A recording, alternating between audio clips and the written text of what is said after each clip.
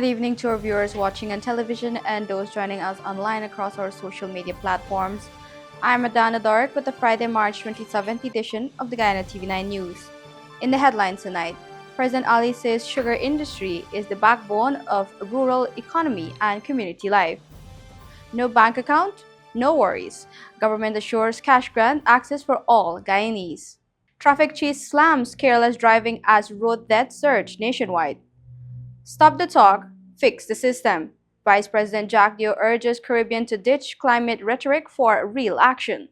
And teen nab in $7 million Darban backlands height. Now for the news in depth. President Dr. Irfan Ali views the sugar industry as the heartbeat of Guyanese society, arguing its value extends far beyond a paycheck. For Dr. Ali, sugar is a foundational pillar of national life. When the industry struggles, the shockwave destabilized entire ecosystem of schools, shops, and local businesses that rely on it to survive. More in this report. He highlighted that GAU, the Guyana Agricultural and Workers Union, plays a central role in protecting the economic stability of these communities. Beyond negotiating wages and working conditions, GAU has historically ensured that workers and their families can maintain dignity and security even during periods of hardship. The union's efforts, he noted, are crucial to sustaining social welfare across regions reliant on sugar. And we cannot speak about GAU 50 years without speaking about the importance of jobs, the importance of livelihood, the importance of income, the importance of workers' rights, and the importance of the survival of industry. Because the union cannot survive if industries does not survive, if jobs are not created, and if workers are not working. And under the People's Progressive Party Civic, we have ensured that industry survives, jobs were created, jobs were protected, people were working. And what is the crisis we face today? We face a crisis of not having enough people to take up the jobs in the country. That is the reality. According to the president, the challenges faced by the sugar industry between 2015 and 2020 were severe. Estates were closed, machinery was left without proper maintenance, and lands were overtaken by bush and jungle. Communities dependent on sugar were left to grapple with uncertainty and economic decline. He emphasized that the impact was felt far beyond the plantations themselves, affecting the broader rural economy. Dr. Ali stressed that these challenges were not merely economic, but social and cultural as well. The sugar industry shapes local identities, tradition, and ways of life. When the industry suffers, entire communities feel the effects, from reduced income for families to diminished opportunities for young people. According to the president, preserving the sugar industry is therefore a matter of national importance. He emphasized that since the return of the People's Progressive Party civic government in 2020, significant efforts have been made to revive and sustain the sugar sector. Investments have been directed towards reopening estates, rehiring workers, and restoring production capacity.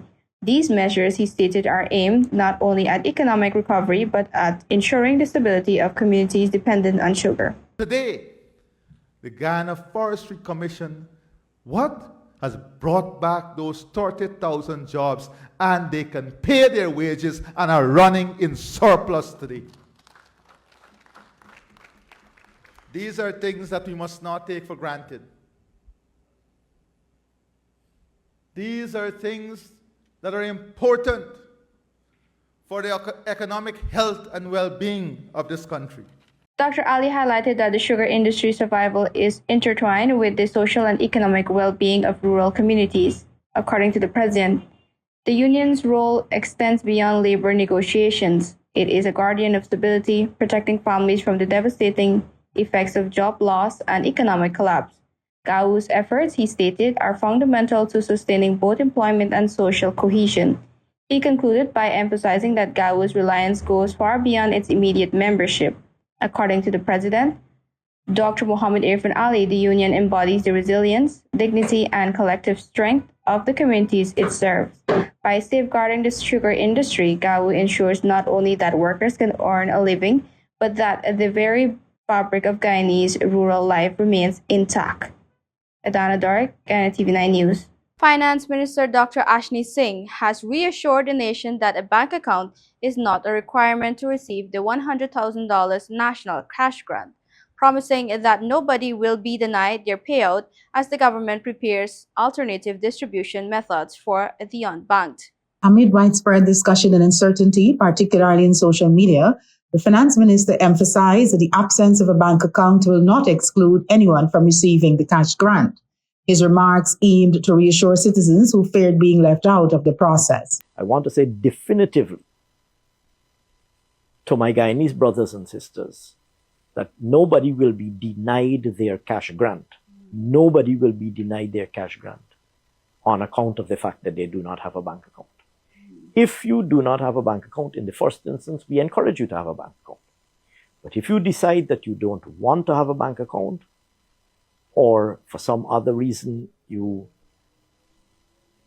don't want your cash grant paid into your bank account, we will work out an arrangement and devise a mechanism for you to get your cash grant.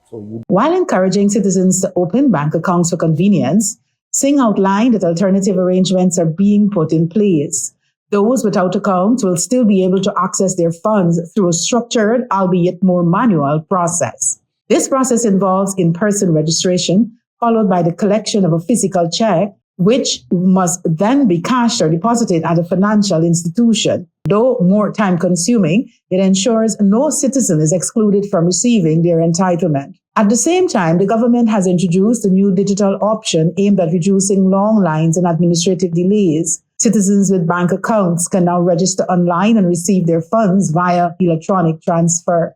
We have established this time around a facility that allows you to self-register from the comfort of your home. Even if you're not able to do it tonight because the system is slow, you'll be able to do it tomorrow or the day after tomorrow or tomorrow night or whenever.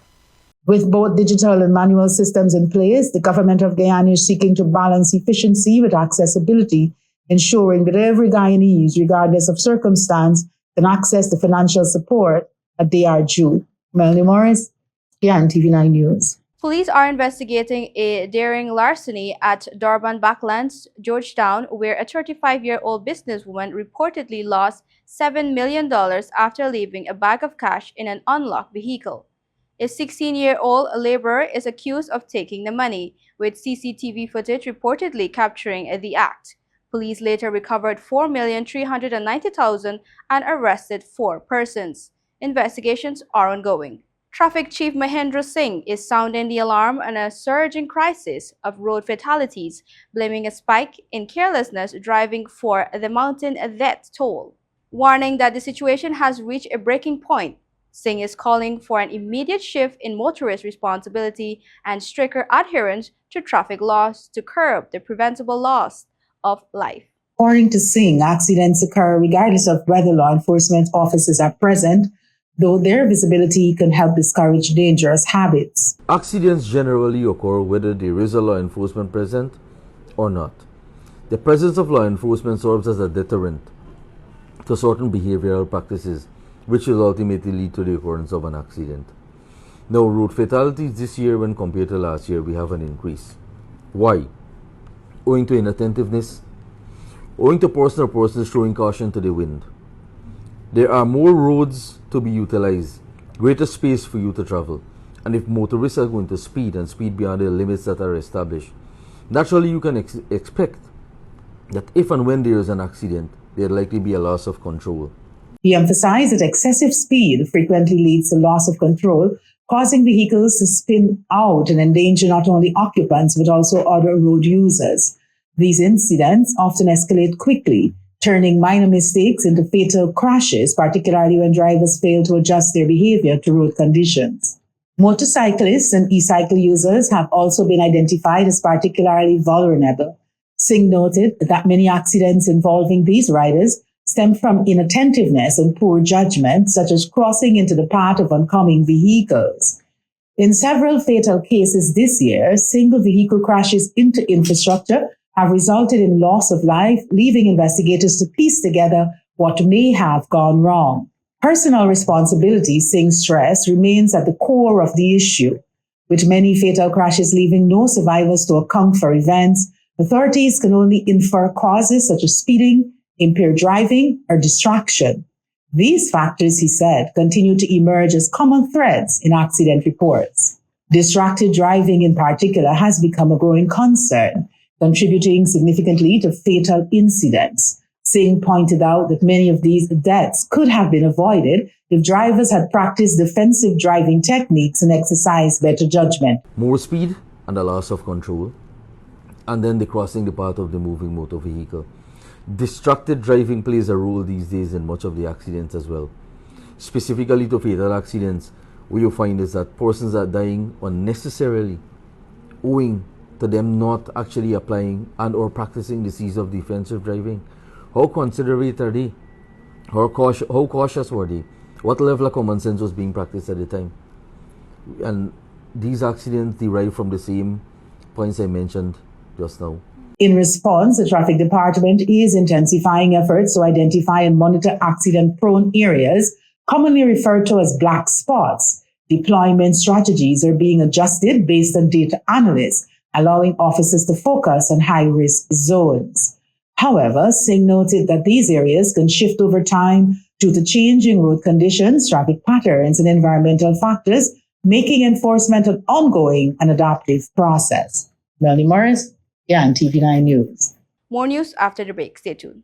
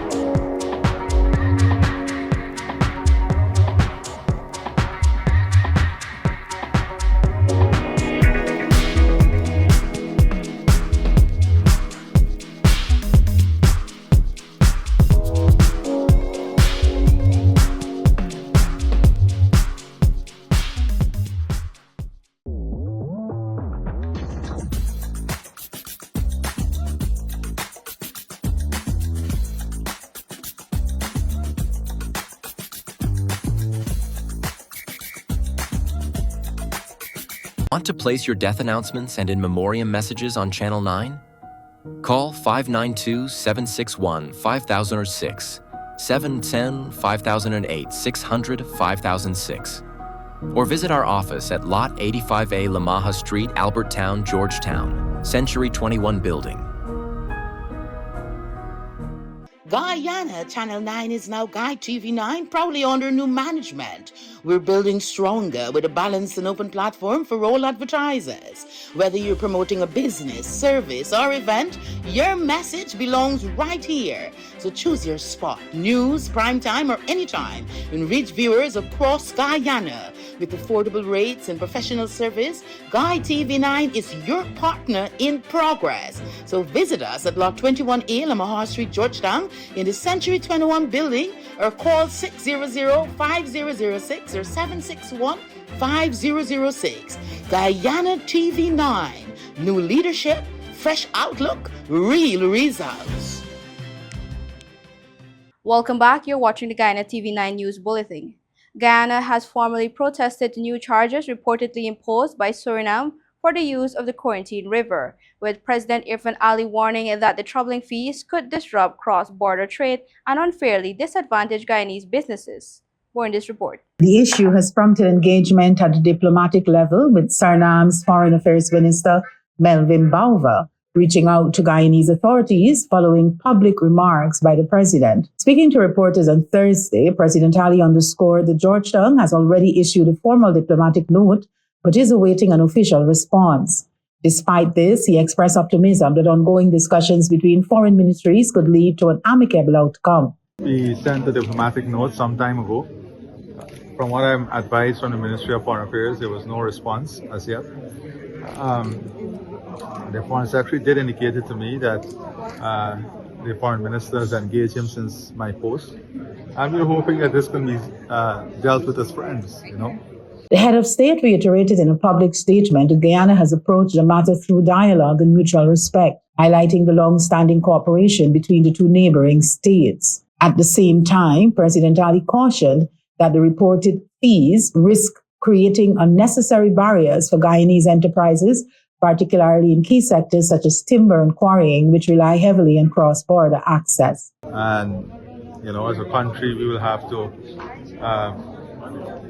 make the necessary adjustments to ensure that we are not placed at a disadvantage with the other businesses from Suriname, if it's not corrected. The president noted that while comprehensive economic impacts are still unclear, operators in affected industries are already feeling pressure with potential ripple effects for the wider economy. President Ali urged Suriname to reconsider the measures, stressing that balanced and equitable access for businesses on both sides of the border remains critical to sustaining trade and development. Melanie Morris, Guyana TV9 News. Postmortem findings have revealed that Otis John Jordan Payne of South Haslington, East Coast Demerara, has died as a result of peritonitis, an infection of the abdomen caused by a perforated stomach ulcer. Payne passed away on Tuesday, March 24, 2026, while in the custody of police. The examination was conducted on Friday, March 27, 2026, by government pathologist Dr. Nihal Singh at the Georgetown Public Hospital Corporation mortuary. Specimens were taken for toxicological analysis and the body was subsequently handed over to the family. Amid escalating global energy prices and intensifying climate threats, Vice President Barack issued a blunt call to action in Georgetown, warning Caribbean leaders that the region can no longer afford a reactive stand towards increasingly frequent crises. More in this report. The Vice President made it clear the Caribbean survival depends on a decisive shift in strategy. Instead of rebuilding after every disaster, countries must now foolproof their economies by strengthening infrastructure, lowering energy costs, and preparing systems to withstand future shocks before they strike. We are a vulnerable region. We have to adapt whether there is a climate crisis or not. I saw in the IMF said since 1950, 511 disasters have hit small developing countries with less than 1.5 million people. And of those, 324 were in our region since 1950. He pointed to sobering data to underline the urgency.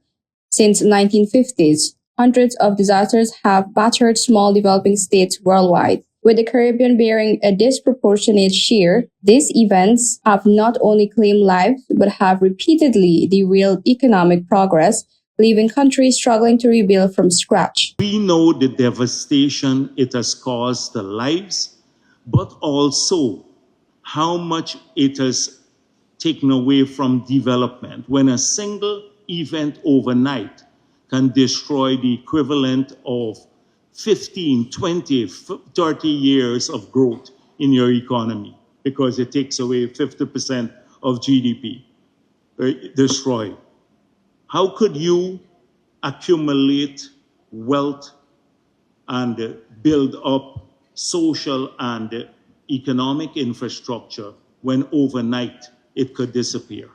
Yet, despite ongoing global discussions about climate financing, adaptation, and loss and damage, the Vice President warned that many Caribbean nations still lack concrete, detailed plans to protect their economies. Without clear strategies, even available funding risks being underutilized or misdirected. He challenged regional leaders to think practically and long-term. What would it cost to climate-proof every school, hospital, and public building to withstand a Category 5 hurricane?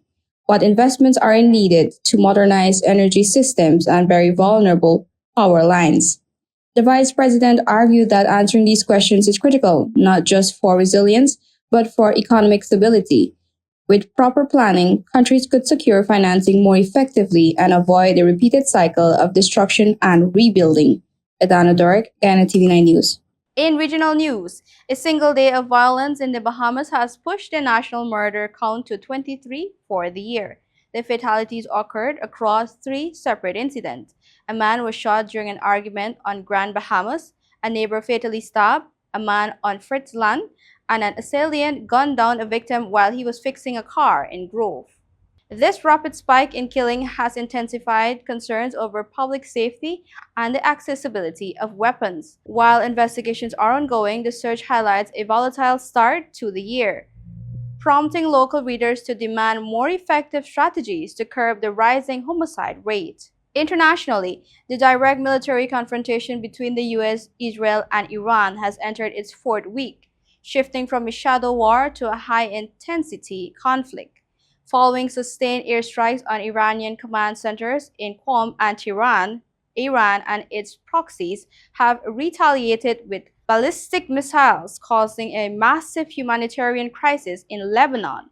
Diplomatically, the standoff is at a breaking point as the Strait of Hormuz remains paralyzed, choking off 20% of the world's oil and LNG supply, while the US demands unconditional surrender via a 15-point peace plan. The resulting global energy emergency is already triggering transport strikes and inflation from India to the Philippines. Those are our major headlines for tonight's newscast. For more trending stories, follow us at our Facebook, TikTok, and YouTube platforms at GUI TV9. I'm Adana Doric. Thanks for watching.